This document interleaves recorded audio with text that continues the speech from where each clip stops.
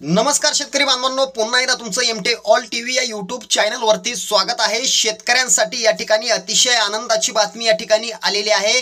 रब्बी पीक विमा 25% अग्रिम शेतकऱ्यांच्या खात्यावरती जमा। नेमकी बातमी काय आहे जाणून घेऊया। राज्यात प्रधानमंत्री पीक विमा योजनेतील विम्याच्या अग्रिम रकमेचे वाटप तातडीने सुरू करण्याचे आदेश कृषी मंत्री धनंजय मुंडे यांनी या ठिकाणी दिलेले आहेत। राज्यात आतापर्यंत 47,63,000 नुकसान भरपाई अर्जांना मंजुरी मिळाली असून पहिल्या टप्प्यात 1,954 कोटी रुपये वाटप होणार आहेत।